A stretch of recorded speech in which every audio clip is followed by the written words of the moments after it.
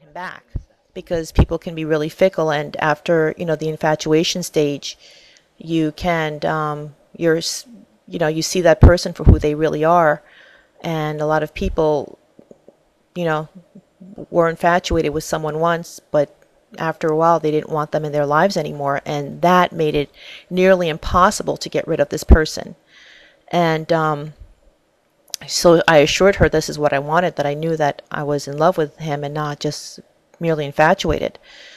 Um, and she said that she saw some negative powers or negativity surrounding me or my being, and that she would have to give me a cleansing bath before doing the spell to get rid of the bad energy. And then she would work her magic and cast a love spell to its full potential. Now, she arranged for me to come back in 2 days for my cleansing bath, and after the cleansing bath, she would set up the ceremony for the love spell. Now, I was really excited and full of hope, but the next day I was asked by my friend's aunt and uncle to come to the living room and talk.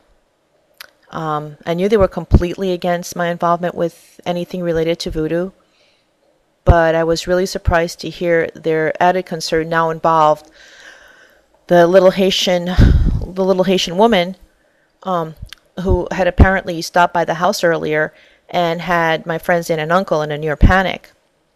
And she was really nervous after hearing some of the horror stories of people who had used the spell and changed their minds. And she wanted them to talk me out of my foolishness, as they kept saying. She had heard a few of the outcomes had been death due to jealousies and obsessions of the person the spell was used for. Um, so they wanted me to call Esperanta, and they tried to convince me to cancel everything. Now, honestly, I understood their concern, and I almost gave in, but I knew that I had thought this out for a long time, and I was willing to deal with any of the consequences. And I also knew, unlike a lot of people, I actually do know exactly what I want. After this, I spoke with the little Haitian woman, and I explained to her that there was no need for her to worry about me because I understood the consequences and was more than willing to take the risk.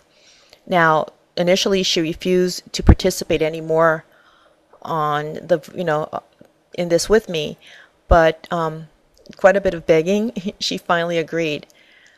And besides that, there was no one else I could count on to translate, and her being there did give me a sense of security.